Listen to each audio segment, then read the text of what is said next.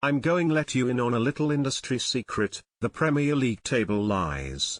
Much like the famous quote from former NFL coach Bill Parcells, "You are what your record says you are." The idea that the Premier League table is the final source of truth about the quality of all 20 teams isn't quite right.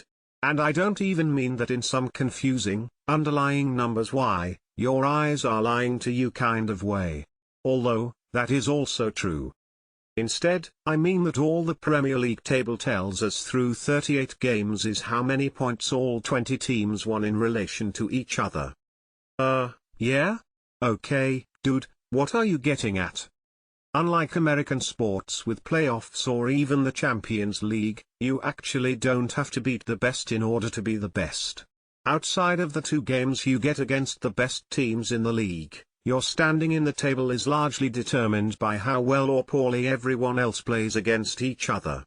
Right, Arsenal fans?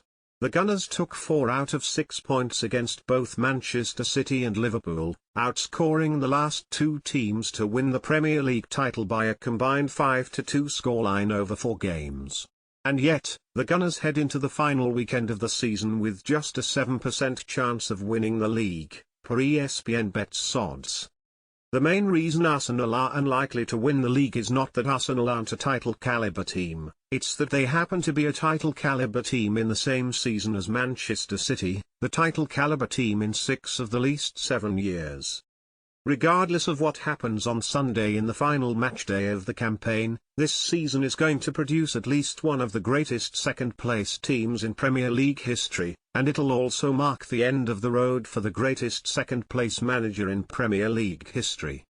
So, you know what that means: it's time to rank the 15 greatest teams that didn't win the Premier League. From Chelsea to Manchester United and more, plus a couple other teams from this season, we'll measure what made these teams so great, even if their runs didn't end in a title. First, let's hit the complex, artificial intelligence-powered, machine learning-derived system that brought us here. I ranked every team that didn't win the Premier League by 2 metrics, points per game and goal differential per game.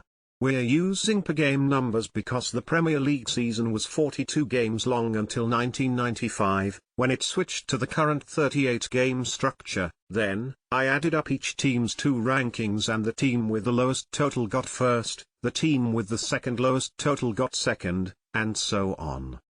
Well, Jurgen Klopp's 2021-22 Liverpool team produced the best goal differential among non-title winners and the second best point total, while his 2018-19 side did the opposite, best point total among non-winners and second best goal differential. However, I still think that undersells how good these teams were.